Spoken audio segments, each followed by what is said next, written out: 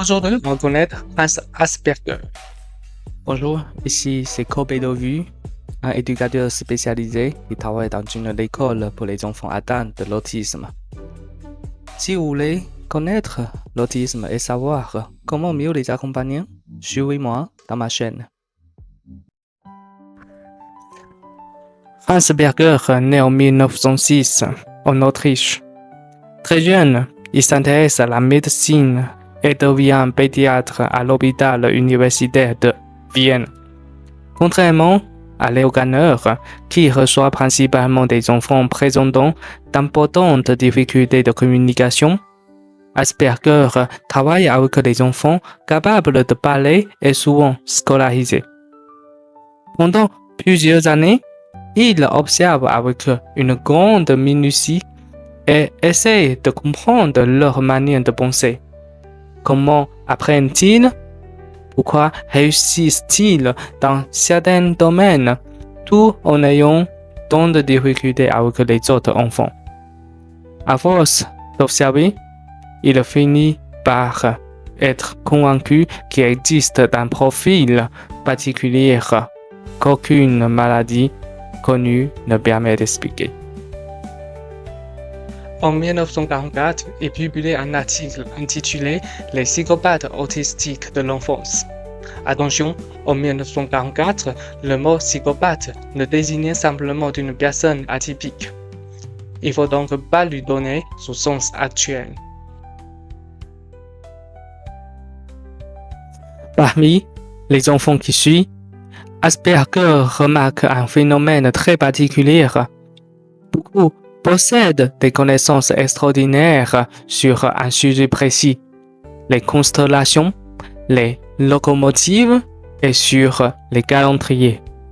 Lorsqu'ils parlent de leur passion, ils donnent parfois l'impression de faire un cours. C'est pourquoi Asperger les surnomme affectueusement les petits professeurs. Mais derrière cette impressionnante érudition se cachent souvent d'importantes difficultés. Ces enfants comprennent difficilement les règles implicites de la vie sociale. Par exemple, ils ne perçoivent pas toujours qu'une conversation est un échange. Ils peuvent monopoliser la parole sans remarquer que l'autre personne souhaite intervenir. Ils comprennent souvent le langage de manière très littérale.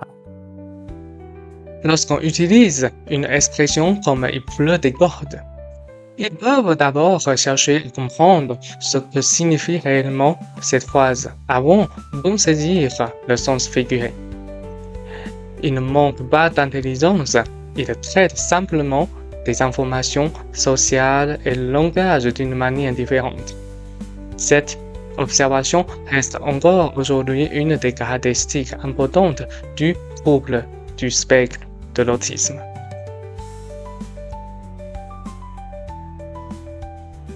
La première explication est toute simple. Les deux médecins ne travaillent pas avec la même population d'enfants. Kanner recevait souvent des enfants présentant des difficultés importantes dès les premières années de vie. Beaucoup parlaient peu ou pas du tout. Asperger, lui, travaillait dans un service accueillant davantage d'enfants scolarisés, capables de communiquer verbalement. Il observait donc naturellement des profils différents. Pourtant, lorsque l'on compare les deux descriptions, on retrouve plusieurs caractéristiques communes. Chez Kanner, comme chez Asperger, les enfants présentent des difficultés dans les interactions sociales, des intérêts très spécifiques, un besoin de stabilité, une manière particulière de communiquer. Pendant près de 40 ans, les travaux d'Asperger restent largement ignorés en dehors des pays germanophones. La première raison est la langue. Son article est publié uniquement en allemand. Or, après la Seconde Guerre mondiale, la recherche internationale devient progressivement dominée par l'anglais. très peu de psychiatres américains lisent encore les publications allemandes. Deuxième raison est le contexte historique. En 1944, l'Europe est en pleine guerre. Les échanges scientifiques sont extrêmement limités. Les publications circulent difficilement d'un pays à l'autre. Enfin, Leo Kanner avait déjà publié son article un an plus tôt en anglais dans une revue américaine prestigieuse. Son travail devient rapidement la principale référence mondiale sur l'autisme. Il ne s'agit pas d'une volonté de cacher les travaux d'Asperger.